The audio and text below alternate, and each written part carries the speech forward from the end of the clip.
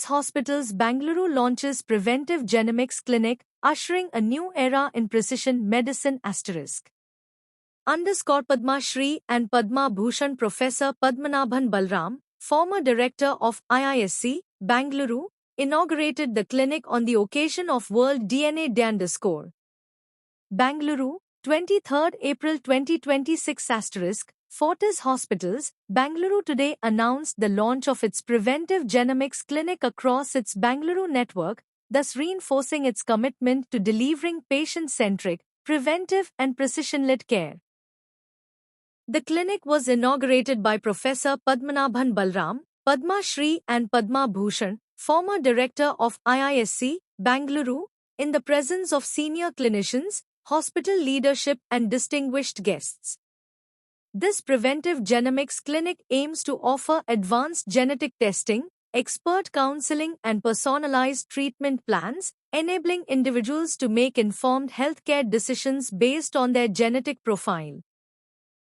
By leveraging genomics, Fortis clinicians seek to enable early detection of inherited conditions, accurate diagnosis of complex diseases, and more targeted, effective treatment strategies.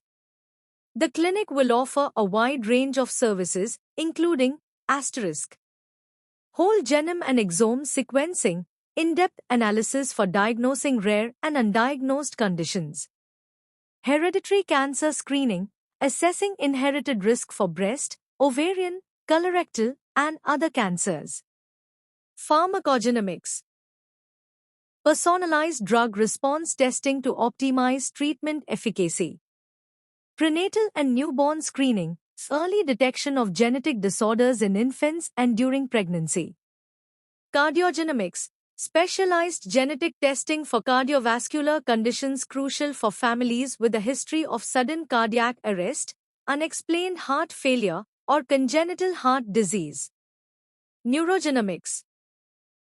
We are quite ahead in the technologies that we adopt to treat our patients. I think it's also important to do bedside to bedside kind of research. I think this is the proof of bedside to bedside. At least in the last 20 years, a lot of advances have happened. So just recalling my days when I was working with Professor Balram sir. So though I'm primarily a proteomics man, I'm not a genomics man. But we learned a lot in those days. So thank you, sir, for being there. Sir has been a visionary in this field. And the question promotion talks all about it. So thank you, sir. And so this project was initiated sometime in November, December, in the thought process that we were discussing about what are the possibilities that we should do to present our clinicians who are in this room. We did put up genomics on the list. Then I started discussing with, Kunal. I met Kunal, somewhere very, very casually we met in a function. And then I started discussing with Nikki Madam, just 2 meetings maybe, and then, so today we are all here. So it just says that we were all waiting for a connect to happen, and I think, nature has connected all of us on this cause.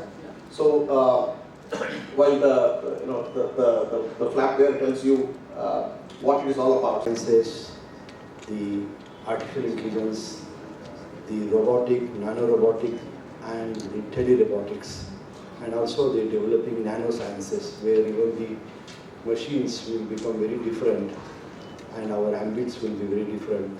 So these are all the baby steps, but a couple of years, maybe 5 years, we will all be in a very different kind of environment. So congratulations to my hospital faculties, and let's look forward to better, more personalized medicine. We use blood thinners, we use cancer medicines. We all know that the pharmacogenomics will take us to a very different level of very personalized medicines with less doses, precise application of medicines. So thank you very much for coming here, and let's look forward to a far better medicine. A unit of genetic information. In 1945, the physicist Erwin Schrödinger wrote a little book called What is Life? And what he really worried about was, what is the gene? The gene is at the heart of biology. Genetics is genes being transformed from generation to generation. Everybody thought genetic information was encoded by proteins, but it turned out that genetic information was encoded by nucleic acids and DNA. Who discovered DNA? DNA was discovered by Oswald Avery. He discovered it as the pneumococcal transforming principle in 1943. Avery. And otherwise it is, we don't want. And now when you think of preventive genomics and the kind of screening that you can do for diseases, I hate to think of what I would have felt when I was 30 or 40 if I was told that I was going to have 30% chance of getting Alzheimer's by the time I was 70. I belong to that category of, I wouldn't call them patients, of people who wouldn't want to visit a doctor unless it was absolutely necessary. And I have, in my various capacities in my long career, inaugurated many meetings of clinical researchers. And so actually 25th of April is World DNA Day, and I am an oncologist and a hematologist. As a profession, we deal with a lot of genomics. Genomics means analyzing mutation alterations in the DNA, in the RNA, and of course there are certain things known as proteomics, metabolomics, transcriptomics, which we do routinely. The whole purpose of doing this clinic was preventive genomics, means can we predict genomically whether you have a chance of getting a certain type of disorder. And preventive genomics is the larger landscape which we talk about when we are dealing with predicting cardiac problem, predicting drug response to a person, whether they will respond in the same way in the same dose, or they need a higher dose or a lesser dose. When they are already taking multiple drugs, how will it interact? Some will have more side effects, some will have less side effects. If you already have a liver condition, let's say hepatic fibrosis, will it turn into something really irreversible or not? So it's known as preventive gastro, in which you can do genomic predicting for gastroenterological disorder. For hematology, there are certain things in which we can find out whether there are certain hematology. It is also used for diagnosis. So all type of leukemias require genomic testing. But can we even predict in our first degree relatives whether they will have cancer? So this is known as cancer predictive genomics. Then again, can we talk about certain conditions like type 2 diabetes or Alzheimer's disease? So that's known as polygenomic scoring. Can we predict a person who will have it and therefore offer lifestyle changes? So basically why we are doing this is to find out either are there any solutions which can be predicted that you should do these from early on. For obesity, whether obesity drugs will work or not.